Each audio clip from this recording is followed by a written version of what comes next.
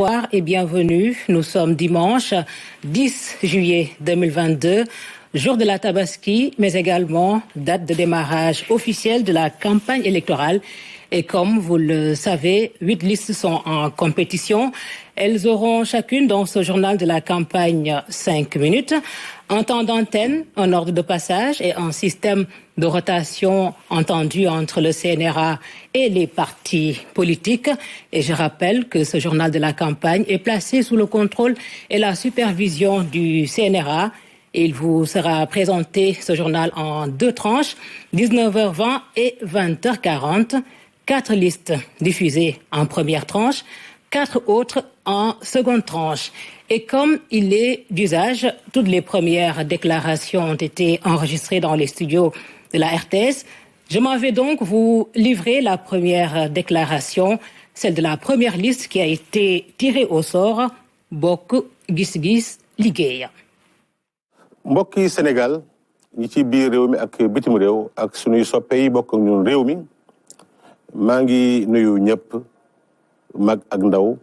jigéen ak góor di ziyaar waa réew mi ñëpp ci tabaski bii ñu dund. maa ngi nuyu ñëpp mag ak ndaw jigéen ak góor di ziyaar waa réew mi ñëpp ci tabaski bii ñu dund tey ci jàmm ak salaam ak ci mbokkoo di baal àq ñëpp di baalu àq ñëpp di indi ñaanu baalu àq sunu coalition Bokk Gis Gis Liggéey bi nga xam ne ni président Pape Diop moo ko jiite suñuy parti yeneen parti lënkuloo ànd tabax boobu coalition. di gërëm kilifa diine yëpp ci seen taxawaay ci réew mi gërëm imam yi nga xam ne ni ñooñu dimbale ba ñu julli ci jàmm ak salaam ca ne ko diine santaane di rafetlu suñu mbokk chrétiens yi ni ñu jaxasoo ñun ci bés boobu. yàlla bi moom nguur di ko joxe di ko nangu ci nam ko soobee waxtu mu ko neex bi nga xam ne nii ci wote yi ñu jëm muy tànn ndaw réew ñi ñu togal ci pencum ndaw réew ñi sunu coalition bañ ko taxawale ci ñaar fukk ak juróom yoo xam ne nii dañoo bëggoon jogante ba ñu tànnee ñoo nekkoon fukkeel ak benneel ci ñoo doon ñëw joxe seen i kayit yàlla bi nga xam ne moo tànn nu ko neexee fexe ba ñu jiitu ñëpp njëkk a yembale njëkk a matale moo tax déggu leen ñu coow déggu leen ci lenn borom mi baaxee ñu ba nga xam ne ni coalition Bokk Gis Gis Liggéey mooy benn bi nga xam ne ci réew mi li ñu naan doublon externe mooy maanaam ñi la joxal parrainage jox ko ñeneen ñun rek ñoo ñu nga xam ne ni amuñ ci kenn ku ñu jox keneen ndaxte loolu la ñu jiitu nekk numéro 1 moo ñu ko jox du xarañ du mën-mën waaye coobare borom bi la ñu ci yeesal suñu ngërmaande ci suñu borom gërëm waa Sénégal yi nga xam ne ni dañu doyloo óolu ñu joxe seen signature ak seen i candidat signal ñu ngir bëgg ñu bokk ci jogante bi ak ñu jël seen alal ak seen i xalaat ak seen i ñaan defal ñu ko yàlla ba tey bi nga xam ne mooy def lépp moom nguur ko jaay ci doomu aadama yi ba ñu demee ba loterie ne dañuy tànn ci jaarum télé yi ñu war a njëkk a jàll suñu coalition njëkk a génnaat moo tax ubbite campagne bi kaddu yi gën njëkk a dégg ñu jip muy kaddu yi coalition Bokk Gis Gis Liggéey ñi ma yebal ma ñëw toog di wax di ñaan yàlla di leen ñaan yéen waa Sénégal ni loolu amee te muy misaal ngeen firndeel ko ci bésu tànn ba jiiteel ñu jox leen député yoo xam ne ni ay ndaw lañu ay mag lañu borom xel lañu ñu xereñ lañu ñu am yar ak teggi ñu nitu jàmm ñoo xam ne dundewuñ politique njëlawuñ ko mais Sénégal mooy seen tool mu jaral leen lépp. sunu coalition bi nag boo xoolee ginnaaw nguur gi seen bos te ñuy yor alalu réew mi yëpp nag moom la ko seen bopp ñooy bi ci gën a mag ci taxawaay ci teew ci département Sénégal yi. fanweeri département ak juróom-benn am nañ fay candidat ginnaaw Benno Bokk Yaakaar gisuma beneen boo xam ne ni am na ko ci li ma jàpp gisaguma du wala dégguma ko loolu li ko indi mooy liggéey bu set bu ñoom moo tax déggu leen ci xuloo déggu leen ci xiiroo déggu leen ci xaxarante li cool yi bari ndaxte Olof Njaay nee na xuloo ba ca teen ba gaañ xamul baag la waaye nag ñi jàpp ne ñoo bëri doole te tëlee tànn ñetti téeméer wala ñeenti téeméeri candidat ñoŋal ko méngale ko ak yoon ba xiiroo bañ cee mën a am ñooñu buñ defoon nit ñun gëm naa ne tey ji coow du am waaye ñu gërëm waa réew mi nga xam ne ni am nañu ràññee xàmmee ba bañ a dugg ci guute gi nga xam ne ni jiital nguur ak bëgg-bëgg nguur moo ko naroon indi coow li am ci réew mi nag buñ fàtte ñi yor réew mi bëgg bañ koo bàyyi ci bëggu nguur te mu jaral leen lu ne ak ñi ko bëgg foqat ñi ci yoon bu leen ne mu jaral leen ko ñu indi coow la kon nag ñun ñii nag ñoo ñëw indi leen yoonu jàmm yoonu xam-xam yoonu xereñ yoonu bëgg Sénégal ak bëgg a delloo njukkal Sénégal ma leen di ñaan ngeen jël suñu xob tànn ko mooy bi doom taal ak bu bula te photo Pape Diop nekk ca muy bokk gis-gis liggéey mooy yoonu njëriñu Sénégal jàmmu Sénégal daraja Sénégal ak njëriñu Sénégal mbokk Sénégal loolu mooy kàddu yi te muy coalition bi nga xam ne booy wër ndaw yu bari am xam-xam ñu ngi ci coalition fees fa teg jigéen ñu baax kaw gaag ñëpp nga ca biir kon bandiraaɓe sehilaaɓe Sénégal naaɓe Allah weeti laamu kono solo suɓo laamɗo ma suɓa joom gandal baawal joom nafoore joom jam liggotoɗo jiɗɗo nafoore ko wiya dimo ñolata ñaame ko nafoore faɗete dimo ɗum woni ko moƴƴi ɗum woni nafoore ndawu Sénégal maa ngi di oo ngeen ànd ak suñu coalition jox ñu majorité ñu defaral leen Sénégal ci jàmm ndaxte dañ bëgg ñu ñuy xëccool ñëpp ku ci ne bu ñu sañoon élif la mat la kilifa boo tax luy ñaawteef wax ju ñaaw nekkuñu ca ñuy oote jàmm ak salaam maa ngi yeesal suma ziyaar ci turu coalition bi turu ndaw ñeeg mag ñi ñëpp di rafetlu ñu dem ci campagne jàmm ak salaam ki gën ci askan wi yàlla jiital leen ñu gañe taxawal ñu.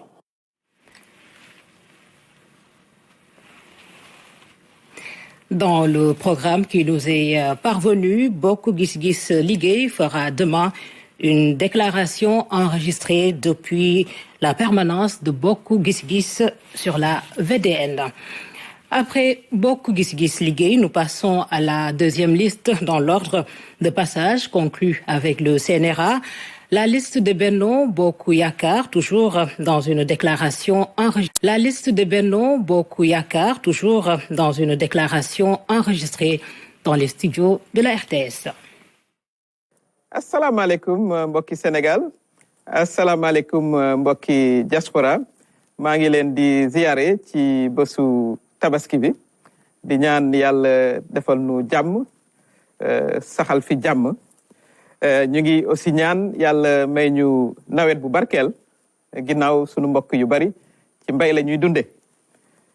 mbokk yi tey nag ci la ñuy door campagne électorale bi nga xam ne moo ñuy yóbbu ci élection pour assemblée nationale bu bees bi bu weer wi dee le 31 juillet ñun nag waa Benno Bokk Yaakaar di coalition bu président Macky Sall ñu ngi ñaan élection yi am ci jàmm ak ci dal bu ko defee ñu des ci li Sénégal xam mooy élection yu dal kon ñu fexe ba moytandiku fitna ñu fexe ba kàddu yi rafet ñu fexe ba joxante cër donte du nu bokk ni nuy xalaate ndax Sénégal benn bopp la te politique mënu koo xar ñaar ñun li ñuy ñaan li su Benno Bokk Yaakaar mooy mu doon campagne yu xel bañ a doon campagne yu xeex ñu waxtaane li nga xam ne mooy li yitteel sunu askan ñu waxtaane ni nu mën a gën a jàppale sunu jigéen ñi jàmbaaru jigéen ñi jàmbaar lañu nu nuy jàppale suñu ndaw ñi ba nu mën a am xëy nu nuy jàppale liggéeykat yi béykat yi artisan yi nappkat yi nu fexe daal ba waxtaane luy jëmale sunu réew kanam maa ngi nuyu nag aussi suma mbokk yi nga xam ne ñoo bokk liste bi waa Benno Bokk Yaakaar candidat Benno Bokk Yaakaar yi ñi ci liste nationale bi ñi ci liste départementale bi te fàttewuma aussi sunu candidat yi nga xam ne ñoo ne ci diaspora bi ci fan yi di ñëw dinañu waxtaane li nga xam ne mooy liggéey bi am solo bi sunu président coalition def ci réew mi te foo dem gis ko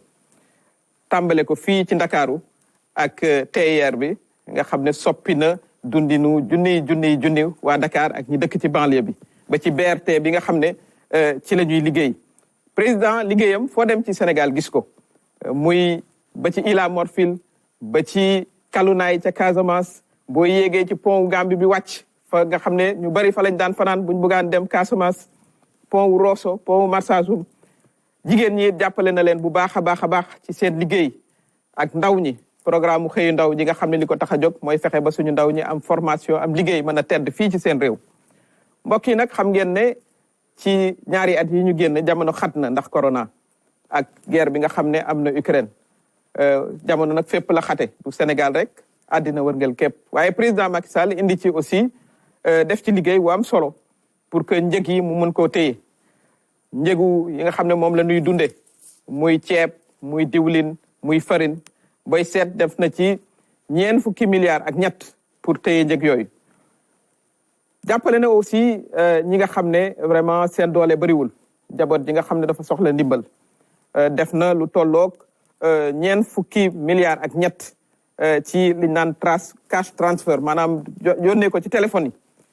yi ñu jot ko loolu lépp pour jàppale njaboot gi. Sénégal it président def na ci liggéey bu am solo ci wàllu électricité indi nañ fi liñ naan toolu courant daanaka ci Sénégal lañ ko njëkk a gisee mu def lu tolloog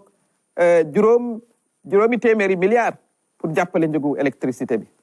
ba nga xam ne bii bokk nañ ci réewu Afrique yi nga xam ne ñoo gën a bëri courant waaye liggéey wi it day xal di continuer mënoon nañ limite li mu jot a def ci hôpital li mu jot a def aussi ci ay université ak ci ay yoon ak ci ay forage loolu yëpp it dinañ ko waxtaane ak li mu def ci këru diine yi ak ci bâtiment yi nga xam ne defar na ko ba ci Kër Labbe ca Ziguinchor foo dem ci Sénégal gis fa liggéeyu président de la République moo tax ñun coalition Benno Bokk Yaakaar dañuy ñaan ñu woteel président Macky Sall pour mu am majorité bu yaatu ci élection wu 31 juillet yi bu weer wi deewee bu ko defee mu mën a continuer liggéeyam liggéey wi nga xam ne lim nañu ko te dinañu ko waxtaanee ci fan yi nga xam ne moom la ñuy ne ci campagne bi ndax liggéeyu président de la République suñu président wu coalition foo dem teg ci sa bët jërëjëf.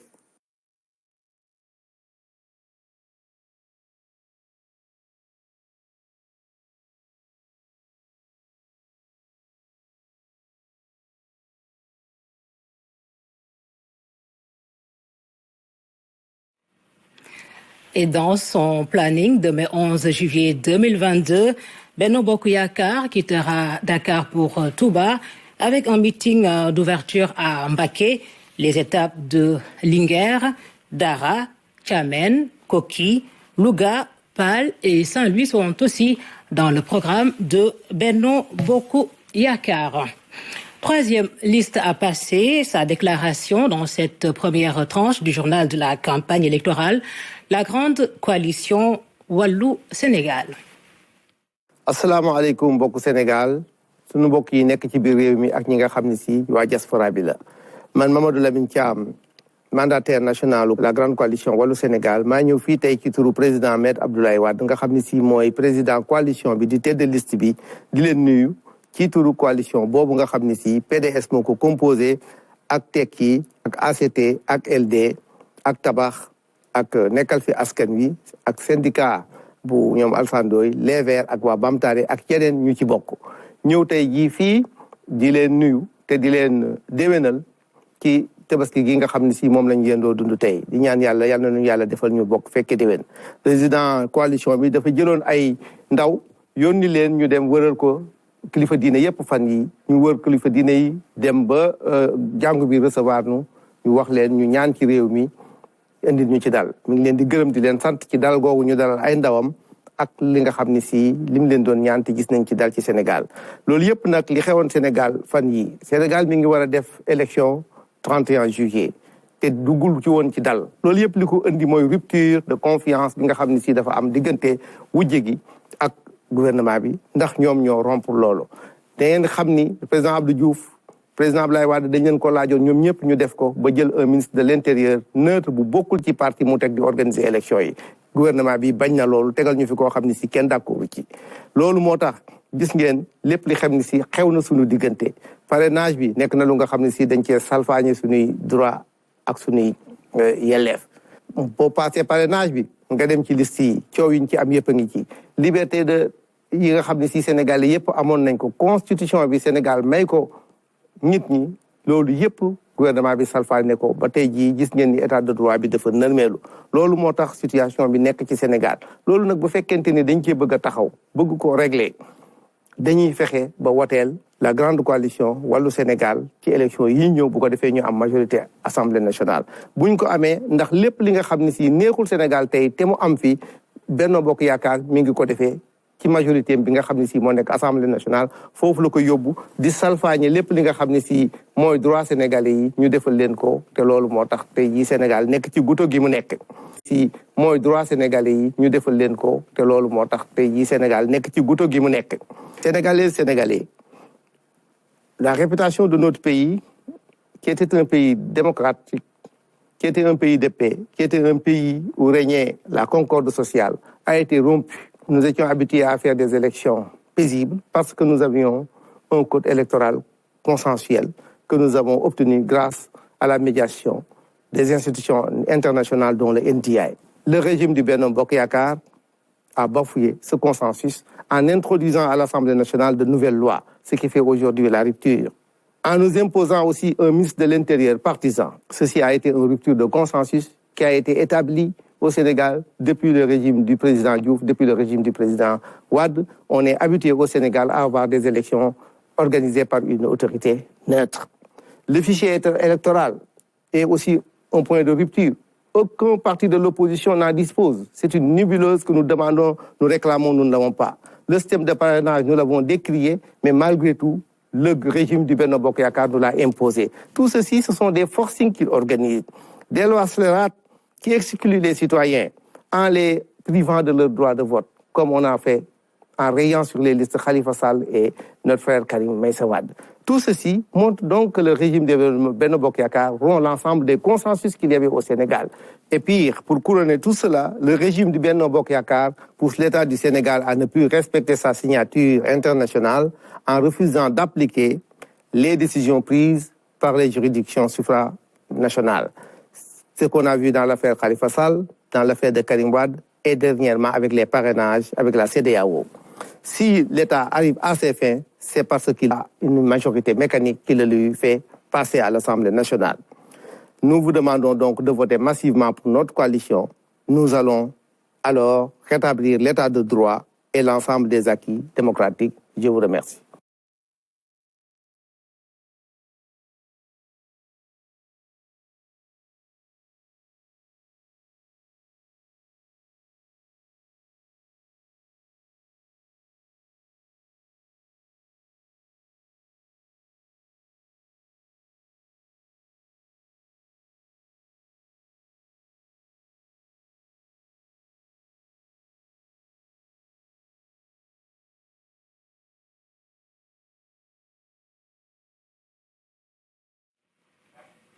La grande coalition Wallo-Sénégal a prévu dans son planning de demain une déclaration qui vous sera livrée depuis les studios de la RTS. À présent, la coalition Natangué Askan Wi en 4e position dans l'ordre de passage. Mais avant de vous livrer leur déclaration, je vous résume ce délibéré du CNRA relatif à la diffusion par la RTS du temps d'antenne de la coalition Natangué Askan Wi, considérant le décret numéro 2022-13-17 du 1er juillet 2022, considérant les termes de la circulaire numéro 0001 du CNRA en date du 27 juin 2022. Le collège du CNRA, après avoir délibéré ce 9 juillet 2022, décide que l'équipe de la RTS est à la disposition du président, Monsieur Mohamed Diallo, et des mandataires de la coalition dont la liste a été transmise dans les délais à la RTS avec ampliation au CNRA. Voici donc la déclaration validée par le CNRA de la coalition Natangué Askan Wi. Sénégalaises, Sénégalais, en ma qualité de président de la coalition Natangué Askan Wi, maa fi ñëwoon pour nuyu leen kenn ku ci nekk seen tur ak seen sant di leen ziyaara ci bés bu màgg bi ñu ne di leen xamal ni coalition bi ñu am ànd ceeg suñuy militants ak suñuy investi sur l'étendue du territoire national et au niveau de la diaspora ñi ngi leen di sant kenn ku ci nekk ci seeni tur ak seen sant di gërëm suñu investi di gërëm suñu mandataires yi di gërëm suñu militants yi ci liggéey bi ñuy def sur l'étendue du territoire national et au niveau de la diaspora. Coalition Natangué Askan Bi ci ubbite campagne bi ñi ngi ñëw am lu ñuy bokk ak la nouvelle génération muy cette génération montante muy ndaw yu am yaakaar ci réew mi. Moo tax étudiants yi nekk université Cheikh Anta Diop ñee nekk université wu Thiès université Assane Seck de Ziguinchor université wu Bambey ak université virtuelle yi bés bu ñu yàlla dimbalee ba ñu egg à l'Assemblée nationale ñun coalition Natangué Askan bi dinañu proposer au gouvernement ñu doubler leen seeni bourse ndaxte ñëpp xam nañ ni étudiants yi ñooy yaakaaru ëllëgu réew mi ba léegi la coalition Natangué Askan bi suñu demee à l'Assemblée nationale dinañu proposer en même temps au gouvernement ngir ndaw ñi nekk ci l'école mooy diggante CP ba terminal seen jàng buñ ko fayati mu nekk ci charge état bi ci proposition yi ba léegi coalition Natangué Askan bi ci yaakaar gu ñu am ci la nouvelle génération la coalition Natangué Askan bi dinañu proposer waat gouvernement bi beneen taxawaay bu bees mooy lu ñuy wax dañu bëgg tëggaat Sénégal gu bees Sénégal gu bees googu nag mooy ba léegi yaakaar gi ñu am ci ndaw ñi dinañu wax au gouvernement ngir ñoom seen wàllu bopp lépp loo xamante ni mbirum coppite la te mu war a jàll ci mbirum ndaw ñi muy enseignement général wala mu war a nekk enseignement professionnel ñu jël loolu yépp proposer ko au gouvernement ngir ñu mën a taxawu ndaw ñi loolu nag dafa am li mu àndal mooy ñu mën a teel a ràññee teel a xàmmee xam ne Sénégal bi ñu am 1960 ba tey jii nii dafa am luñ ñu nawee mooy worma mooy cër ak jox cër it say kilifa looloo tax nag ndaw ñi sax ñi ngi koy def waaye fàttali rek dafa bokk it ci loo xam ni foog ñu koy xam suñu réew mooy képp koo xamante ni ndaw nga ma partagé waxtaan gi ni ak ñoom mooy képp koo xam ni dugg nga ci bus muy Njaga Njaay muy Tata wala muy car rapide nga daje faak koo xam ni personne troisième âge la nga jóg may ko mu toog ndaxte noonu la ñu yàgg nawee Sénégal képp koo xam ni daje nga sa moromu kilifa muy aw laago war a jéggi tali muy leçon bu mooy fàttaliwaat rek la nouvelle génération ñu mën leen accompagner dans ce sens ndaxte doole googu la ñuy xaar ci ndaw ñi ak cette nouvelle génération loolu dafa nekk loo xam ni ay gestes yu ndaw la yu ñuy xeeb mais ñaan nañ yàlla bés bu ñu guddee fanit ñu defal ñu ko ëllëg ak si biir Sénégal réew gu ñu bokk la Sénégal nekk na réew goo xamante ni bépp kàddu guñ fi yëkkati nañ koy seet nañ koy wormal éducation wu Sénégal war na nekk ñoo xamante ni depuis 1958 Sénégal bokkoon na ci réew yoo xamante ni dañ ko doon citer en exemple ci référence ci école yu ñu fi amoon yu mel ni école William Ponty pourquoi pas tey Sénégal gi ñu gisoon démb ak bërki démb ñu gisaat Sénégal gu mel noonu te ñun waa coalition Natangué Askan bi bés bu ñu amee une majorité à l'Assemblée nationale loolu lañ nar a présenter loolu lañ nar a proposer aussi au gouvernement ci loolu it ñu ngi gën a xamal askanu Sénégal ne coalition Natangué Askan bi bu ñu demee ba tey am benn tolluwaay bi bokk ci juróom-ñetti coalition yu war a jóg jàmmarloo ci réew mi lépp loo xamante ni suñu programme la dinañ ko accentuer waxtaan keeg sénégalais waaye ni ma ko waxee woon sànq ci samay kaddu mooy ci yar ak teggin la coalition Natangué Askan bi nee nañ leen osons ensemble gagnons ensemble et gouvernons ensemble dans le respect la sagesse et la discipline assalaamu aleykum wa rahmatullahi taala wa barakatuhu jërë ngeen jëf